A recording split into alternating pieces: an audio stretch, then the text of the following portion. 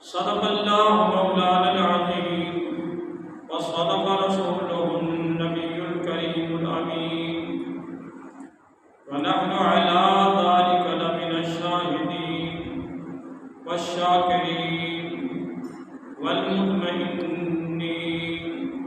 والحمد لله رب العالمين. إن الله وملائكته يصلون على النبي يا أيها الذين آمنوا صلوا عليه وسلموا تسليما. الصلاة والسلام عليك يا رسول الله وعلى آلك وصحابك يا حبيب الله. اللهم صل على سيدنا ومولانا محمد وعلى آل سيدنا ومولانا محمد قدر حسنه وجماله وجاهه وجلاله وبره ونماله وجوده وكماله وعلى وارثها.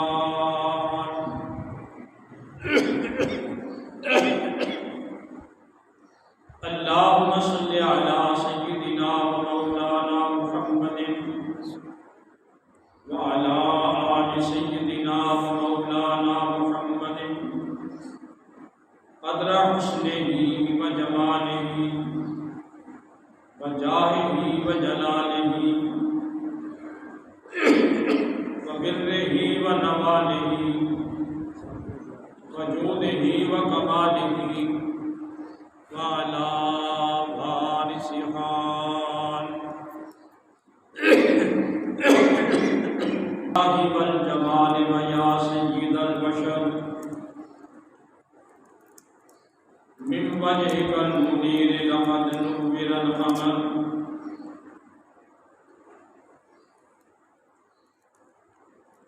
لا يمكن السلام كما كان حقه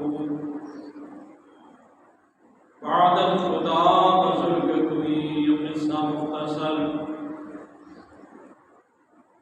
اللہ کی سرتاب قدم شان ہے یہ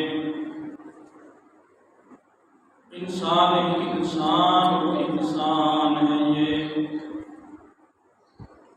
قرآن تو ایمان بتاتا ہے انہیں اور ایمان یہ کہتا ہے میری جان ہے یہ. واحدنا الی ابراہیم اور ہم نے وعدہ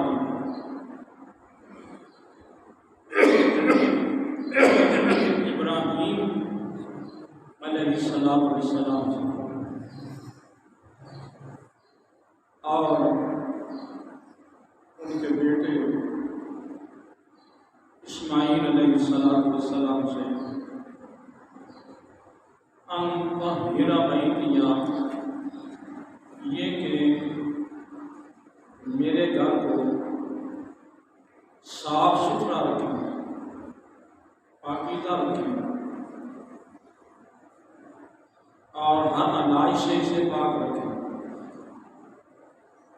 ان طہر بیتیا للطائفین یہ پاک صاف ہو ان کے لیے جو لوگ آ کر کے اس کعبے کا طواف کرتے ہیں. والعاکفین اور ان کے لیے صاف ستھرا رکھیں جو یہاں آ کر کے اعتکاف بیٹھتے ہیں. والرکع السجود اور وہ لوگ جو یہاں آ کر کے نماز پڑھتے ہیں اس نماز میں رکوع اور سجدہ. ان طہر بیتیا للطائفین والعاکفین والرکع السجود.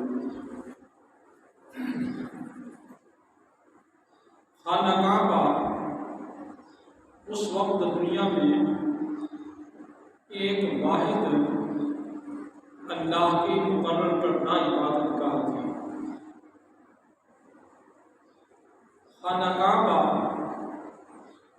ایسے مقام پر ہے جو اللہ کی زمین کی دھنی اور ناف کا درجہ رکھتا ہے۔ اللہ تبارک و تعالی نے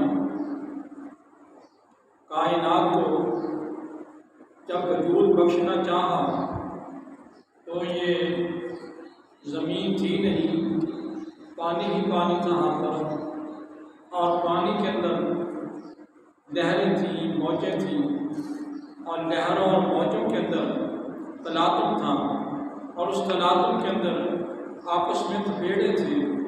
اللہ تبارک و تعالی نے حکم دیا، ان تلاطم اور تھپیڑوں نے اس جگہ پہ جاگ جو ہے وہ اکٹھی کی۔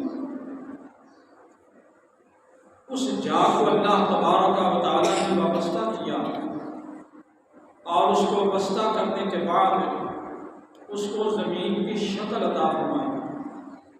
تو گویا کہ زمین کی دھنی، زمین کی ناف، زمین کی اصل یہی جگہ ہے جہاں پر اس وقت خانہ کعبہ موجود ہے۔ پھر آدم علیہ السلام سے پہلے بیت المعمور کے بالکل بالمقابل اس جگہ پہ اللہ تبارک و تعالی نے عبادت کا حکم دیا، اور فرشتوں نے سب سے پہلے خانہ کعبہ کی ابتدا کی۔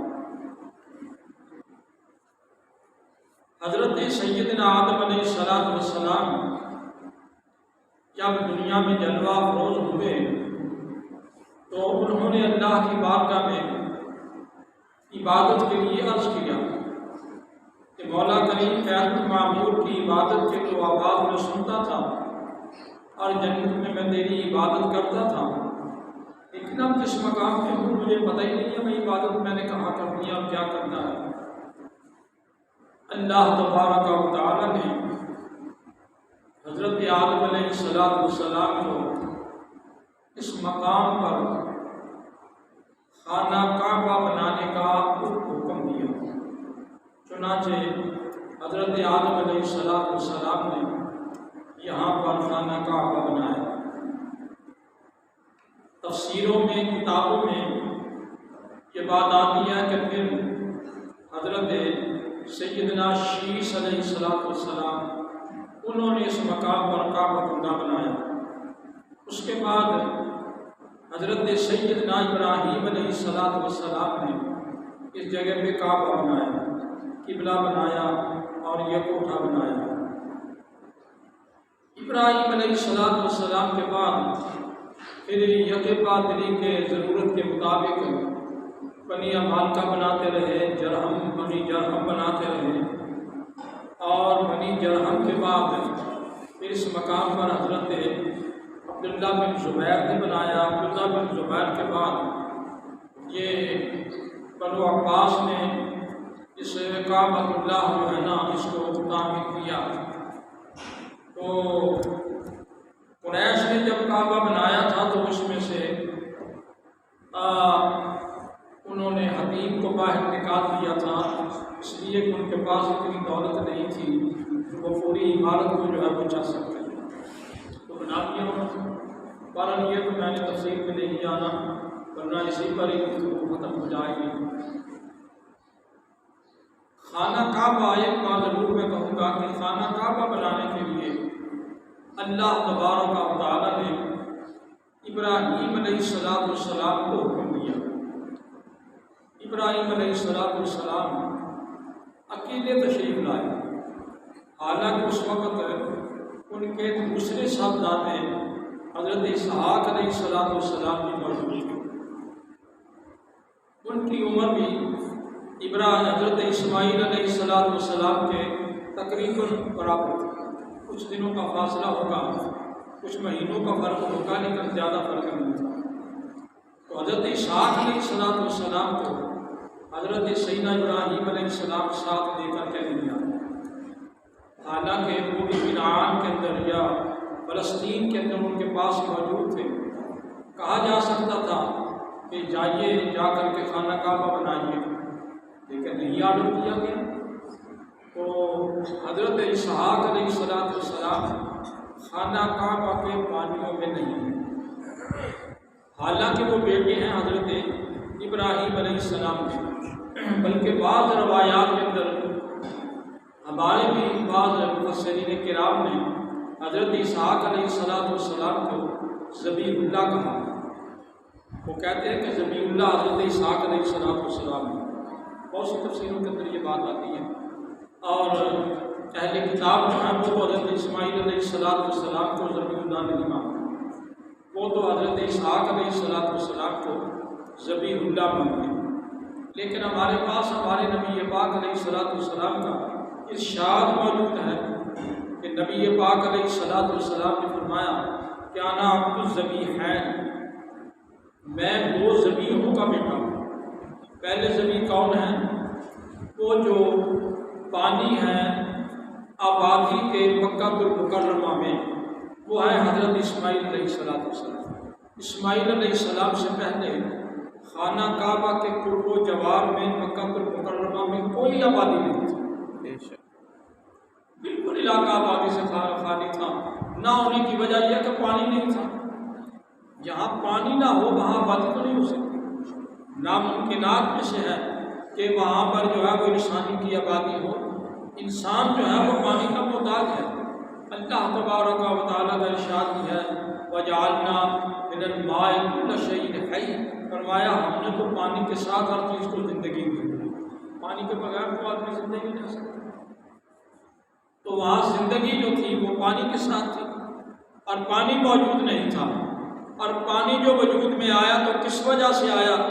وہ حضرت سیدنا ابراہیم علیہ السلام نے حضرت اسماعیل علیہ السلام کو، جو ابھی ماں کی گود کے اندر تھے، ابھی بات کرنے کے قابل نہ تھے، بولنے کے قابل نہ تھے، اپنا معافی ضمیر بیان کرنے کے قابل نہ تھے، اور اس بات پر نہیں تھے کہ وہ اپنی بات جو ہے وہ کر سکیں۔ ابراہیم علیہ السلام نے ان کی والدہ کو اور ان کو یہاں پر چھوڑ دیا، اور چھوڑا جب تو اس وقت بھی عجیب تماشا تھا، تھوڑی سی کھجوریں دے دی، تھوڑا سا پانی دے دی، اور دے کر کے کہا کہ اب تم نے یہیں رہنا ہے۔ انہوں نے کہا کہ رہنا تو ہے، یہاں پر نہ کوئی درخت ہے، نہ چھاؤ ہے، نہ پانی ہے، نہ آبادی ہے، نہ غذا کا سامان ہے، نہ یہ کھانا پینا ہے، تو یہاں کیسے رہیں گے؟ رہنے کی زندگی تو یہاں پر اختتام پذیر ہے، انسان تو زندہ نہیں رہ سکتا۔ لیکن حضرت ابراہیم علیہ السلام نے آسمان کی طرف اشارہ کیا، فرمایا میں زبان سے تو بول نہیں سکتا، مجبور ہوں، حکم اس کا ہے کہ یہاں تمہیں میں چھوڑ کر گئی۔ جی وہ کسی شاعر کا شعر ہے، میں پڑھا کرتا ہوں اس موقع پر کہ مسیحا اپنے بیماروں کو کس پہ چھوڑے جاتے ہو، تسلی بھی دیے جاتے ہو، منہ بھی موڑے جاتے ہو۔ لیکن جب انہوں نے اشارہ کیا تو حضرت حاجرہ سلام اللہ علیہا، انہوں نے کہا اچھا اگر اس کا حکم ہے تو پھر زندگی بھی اسی کے نام پر اور حیات بھی اسی کے نام پر ہے، یہ میرا بیٹا بھی اسی کے نام پر ہے۔ ذرا اندازہ تو لگائیے اتنی مشکل کے اندر کسی عورت کا زندگی گزارنا یہ حضرت حاجرہ ہی کا کام تھا، اور دنیا میں واحد عورت ہے جس نے اپنی زندگی کا ایک بہت بڑا اثاثہ جو اس کی گود کے اندر موجود تھا اسے لے کر کے وہاں پر نہ مکان ہے، نہ مکین ہے، نہ کھانا ہے، نہ پینا ہے، نہ سایہ ہے، اور کچھ بھی نہیں ہے کہ نہ دوست ہے، نہ احباب ہے، نہ رشتہ دار ہے، اور یا درندے چرندے ہوں گے یا کوئی پرندہ بھی شاید ہو، پرندہ بھی نہیں ہوگا، اور اس مقام پر سوا پہاڑیوں کے اور سوا تپتی ہوئی گویا کے تپتے ہوئے ذرات کے تپتے ہوئے پہاڑوں کا کچھ بھی نہیں تھا۔ لیکن حضرت مریم نے، حضرت حاجرہ سلام اللہ علیہا نے وہاں پر ڈیرا لگا دیا۔ اب وہ بھی ہوا کہ چند دنوں میں پانی بھی ختم ہو گیا اور کھجوریں بھی ختم ہو گئی، اب بچہ جو ہے وہ بھی بلانے لگا. وقت ایسا آ گیا کہ ماں کی چھاتی میں دودھ بھی نہ رہا اور ماں بھی پریشان ہوگی میں کیا کروں. بچہ بھی جان بلب نظر آتا ہے اور نہیں نظر آتا کہ اس کی زندگی بھی موجود ہوگی. تو حضرت حاجرہ سلام اللہ علیہ اس میں پریشان تھی. اب میں کیا کروں, کہاں جاؤں, کیا کروں.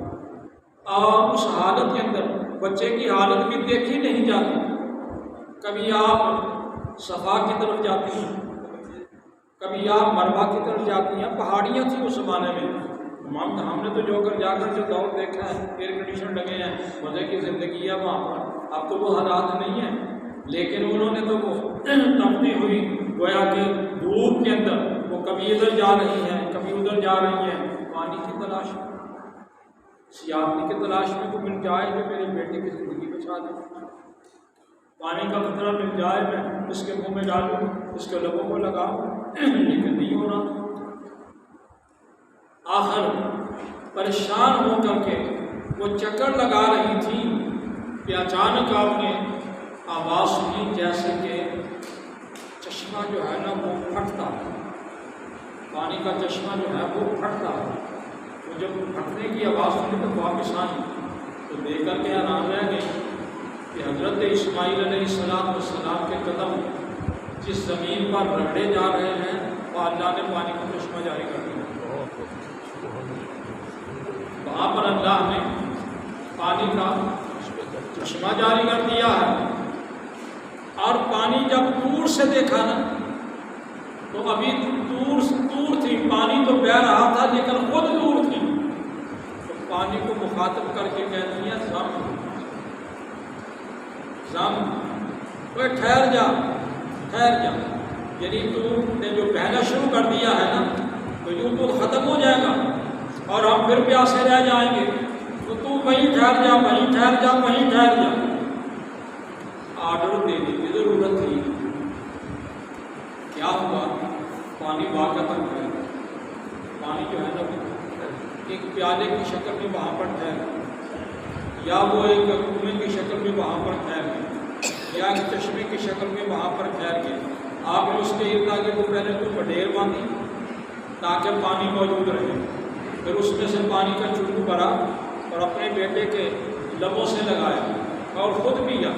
اللہ تبارک و تعالیٰ نے ان کی گویا کہ زندگی کا پانی ان کو عطا کر دیا. زندگی کا پانی ان کو عطا کر دیا. لیکن جو بات کہنا چاہوں کہ وہ رہ جائے گی تو وہ شاید میں پوری نہ کر سکوں.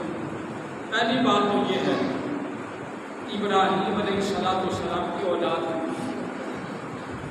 آپ کی بیویاں کتنی ہیں. پہلی بات یہ ہمارے نزدیک پہلی بیوی ان کی حضرت سارہ ہے, ان سے اولاد نہیں تھی. حضرت حاجرہ یہ شہنشاہ کی بیٹی تھی. اور جب حضرت ابراہیم علیہ السلام وہ ہجرت کر کے جا رہے تھے اپنے علاقے سے, نمرود کے علاقے سے نکل کر کے, تو آپ کو ایک جگہ پہ جو ٹھہرنا تھا تو وہاں پتہ یہ چلا کہ بادشاہ اتنا ظالم ہے کہ وہ تو ہر آنے والی عورت جو ہے اس کو اپنی ہوس کا نشانہ بناتا. حضرت نے فرمایا کہ میں نے یہ سنا ہے لیکن اگر اس کا کوئی خامد ہو تو اس کو وہ قتل کر دیتا. آپ نے فرمایا کہ سارا کو تو بھائی تم نے اس کو یہ کہنا ہے کہ یہ جو ہے نا میرا بھائی ہے, یہ میرا بھائی ہے. بھائی کیوں کہا؟ اس لیے کہا کہ حضرت سارا کا والد جو ہے بل ابراہیم علیہ السلام کا چچا لگتا ہے. ابراہیم علیہ السلام کا چچا لگتا تھا. اس کا نام تھا ہاران اکبر. ہاران یا ہاران اکبر یہ نام تھا اس کا. ظاہر کا بات ہے کہ وہ چچا زاد تو ہے, اس میں تو کچھ شک کی بات نہیں ہے. پہلا رشتہ تو وہی ہے, چچا زاد کا. اور دوسری بات یہ ہے کہ دنیا کے اندر اس وقت کوئی ایمان والا موجود نہیں تھا. ایمان کی اخوت جو ہے وہ ان دونوں کے اندر تھی. یا سارا مسلمان تھی یا حضرت ابراہیم علیہ السلام مسلمان تھے. اس لحاظ سے بھی وہ اخوت تھی, ان کے ایمان کی اخوت. تو یہ توریہ ہے کہ حضرت سارہ نے اس کو استعمال کیا، تو وہ اس نے جب حوض کا نشانہ بنانا چاہا تو نتیجہ یہ نکلا کہ وہ اللہ نے اس کو مفروض کر دیا۔ جب مفروض کر دیا تو وہ پریشان ہو گیا، ہاتھ سوکھ گیا، پاؤں سوکھ گیا، تو اس نے کہا کہ یقیناً تم اللہ کی نیک بندی ہو، میرے لیے دعا کرو اللہ مجھے شفا دے، آئندہ میں اپنے حالات سے توبہ کرتا ہوں۔ آپ نے دعا فرمائی تو صحیح ہو گئی۔ پھر اس نے ارادہ کیا تو پھر یہی معاملہ، پھر آپ نے سے دعا کروائی تو پھر صحیح ہو گیا۔ یہاں پتہ چلا کہ اللہ کے نیک بندوں سے دعا کروانا یہ آج کی سنت نہیں، کہ حضرت سارہ تک سے سنت ہے، ابراہیم علیہ السلام کی سنت ہے، تو حضرت سارہ سے اس وقت اولاد نہیں، تو حضرت سارہ سے اولاد نہیں تھی تو سارہ نے خود کہا کہ یہ بھی تو شہنشاہ کی شہزادی ہے جو اس نے اپنے گناہوں کے کفارے کے طور پر آپ کو عطا کی تھی، تو لہٰذا بہتر یہ ہے کہ آپ اس سے نکاح کر دیں، اس سے تو اولاد پیدا ہو جائے۔ تو چنانچہ انہوں نے نکاح کر دیا، حضرت حاجرہ سے بیٹا پیدا ہوا، حضرت اسماعیل علیہ السلام۔ اسماعیل کا لفظی معنی ہے اللہ نے میری سنی، این کا معنی ہے اللہ، وہ اسما کا معنی ہے سننا، اللہ نے میری سنی، اسماعیل کا معنی ہے اللہ نے میری سنی۔ اب یہاں پر میں یہ بات کہوں گا کہ یہ دو بیٹے تو معروف ہیں، ایک بیٹا ہے حضرت سارہ سے، ایک بیٹا حضرت اسماعیل سے۔ جو اسماعیل علیہ السلام سے بیٹا ہے وہ خانہ کعبہ کا متولی ہے، وہ خانہ کعبہ کا متولی ہے۔ ابراہیم علیہ السلام بنیاد رکھنے والے ہیں، لیکن یہ لفظ کہہ دو ٹھیکوں کا متولی نہیں ہے، کیونکہ باہر ہی نہیں، وہ تو خانہ کعبہ بنا کر کے چلے گئے، قرآن پاک کے اندر اس کا ذکر موجود ہے پہلے سے پارے کے۔ اور حضرت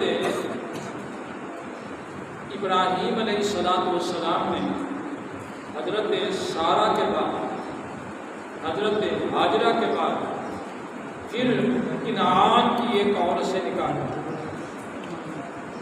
قطنورہ اس کا نام ہے،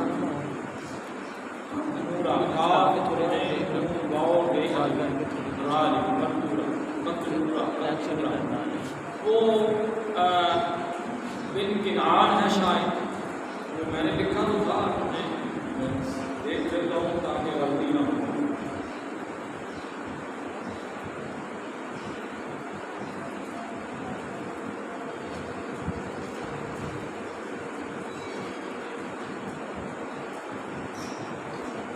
کنعانیہ قطنورہ بنت یاتم کنعانیہ، اس کے ساتھ ابراہیم علیہ السلام نے شادی فرمائی، نکاح کیا، اس سے آپ کے 6 بیٹے ہوئے۔ حضرت ابراہیم علیہ السلام کے 6 بیٹے ہوئے، ایک کا نام مدین ہے، ایک کا نام مدائن ہے، ایک کا نام دبشان ہے، ایک کا نام زمران ہے، ایک کا نام نشیق ہے، ایک کا نام شیوخ ہے۔ یعنی 6 بیٹے ابراہیم علیہ السلام کے یہ حضرت قطنورہ سے ہوئے، حضرت قطنورہ سلام اللہ علیہ سے ہوئے۔ یہ میں اس لیے بیان کر رہا ہوں کہ آپ کے شاید علم میں نہ ہو، یہی مشہور ہے کہ ابراہیم علیہ السلام کے 2 بیٹے تھے، اس کے علاوہ کسی کو معلومات نہیں ہے، تو میں نے سوچا کہ نئی معلومات آپ کو دوں کہ حضرت ابراہیم علیہ السلام کے 8 بیٹے تھے، ایک ہے حضرت اسماعیل، ایک ہے حضرت اسحاق، اور ایک ہے حضرت مدین، ایک ہے حضرت مدائن، ایک ہے حضرت نبشان، ایک ہے حضرت زمران، ایک ہے حضرت نشیق، ایک ہے حضرت شیوخ، اور ان کی والدہ کا نام ہے قطنورہ بنت یاتم کنعانیہ۔ تو حضرت ابراہیم علیہ السلام کے 8 بیٹے ہیں۔ اب یہاں پر ذرا تفصیل میں نہیں جاتا، لیکن بات سمجھا دیتا ہوں کہ مدین اور مدائن میں بھی پیغمبر ہوئے، مدین اور مدائن میں بھی پیغمبر ہوئے۔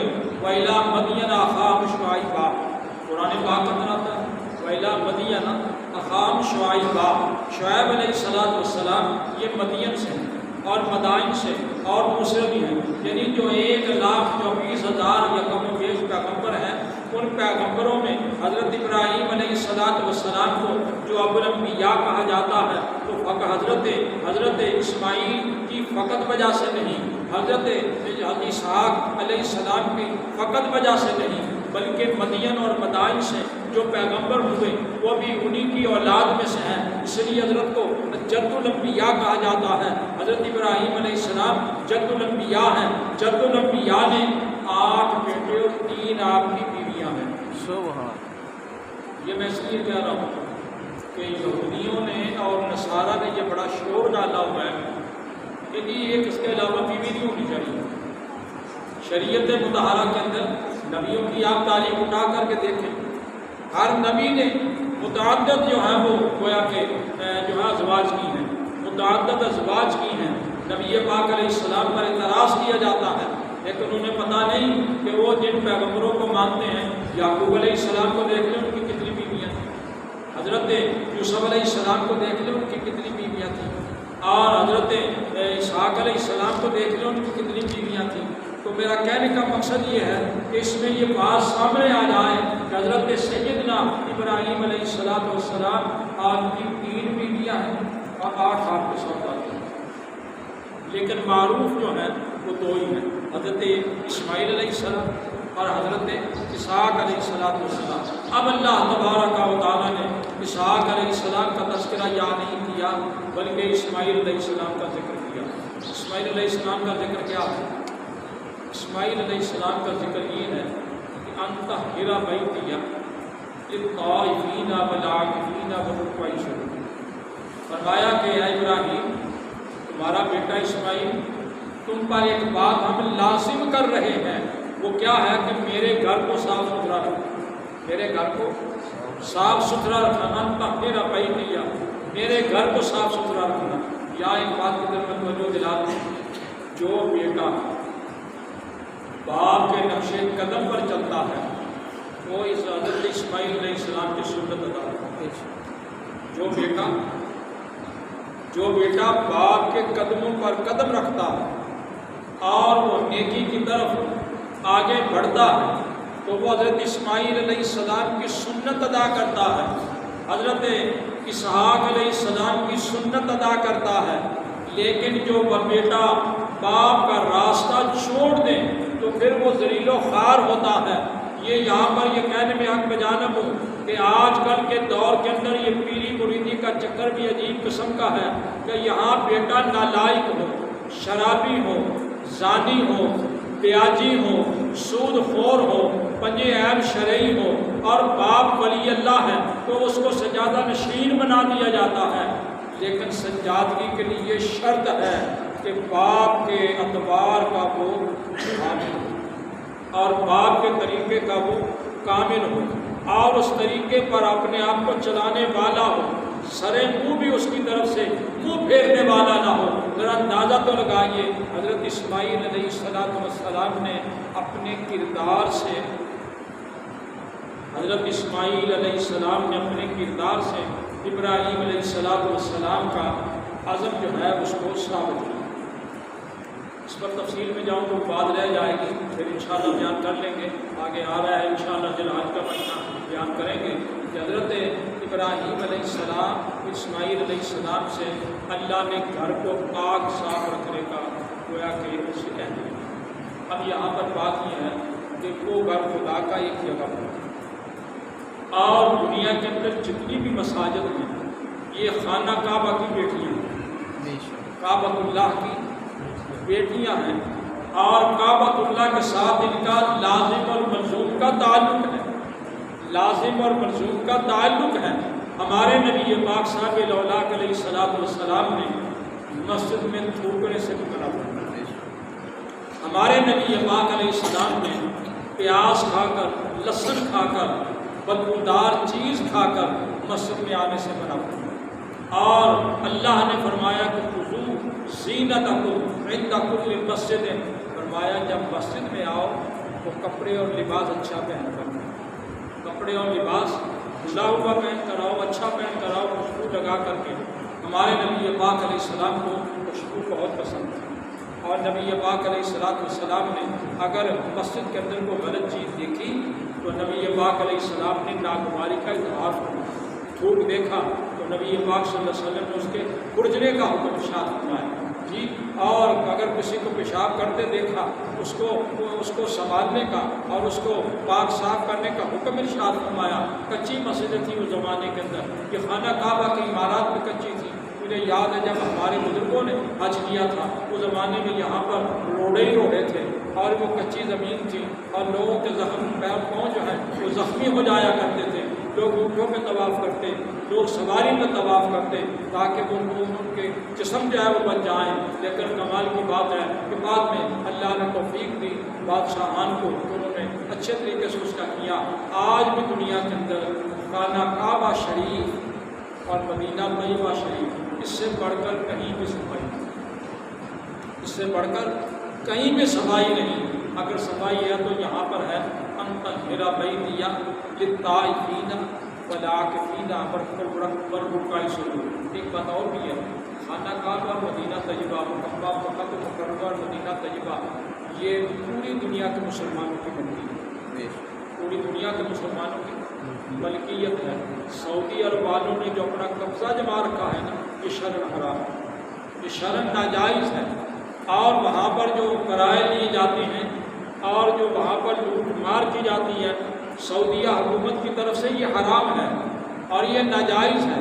وہاں پر انت ہیرا بیتی للطائفین والعاکفین والرکع السجود کے ساتھ یہ بھی ہے کہ وہاں جو لوگ طواف کے لیے آئیں، اعتکاف کے لیے آئیں اور حج کے لیے آئیں، عمرہ کے لیے آئیں، ان کو سہولت دینا وہاں کی حکومت کا کام ہے۔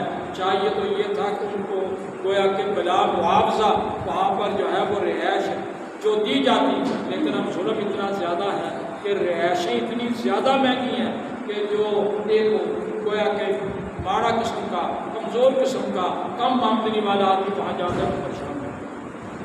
ہمارا وقت ہو گیا، میں آخری بات کہہ کرتا ہوں کہ شاید اگلے جمعے تک یہ ذی الحج کا چاند نکلا تو اللہ تبارک و تعالیٰ نے ہر صاحب استطاعت پر قربانی واجب کی ہے۔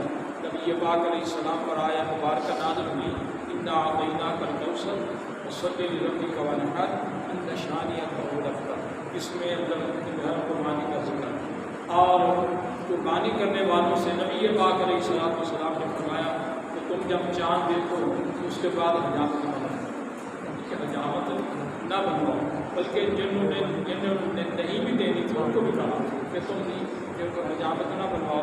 فرمایا جب عید کی نماز پڑھو تو پڑھنے کے بعد جنہوں نے قربانی دینی ہے وہ اپنی قربانی کرنے کے بعد اپنی حجامت کریں، اور جنہوں نے قربانی نہیں کرنی فرمایا وہ جو ہے وہ بعد میں نماز کے بعد وہ اپنی حجامت بنوا لیں، ان کو ایک ایک بار کے صدقے میں اللہ تعالیٰ قربانی کا ثواب بتا۔ اچھا یہاں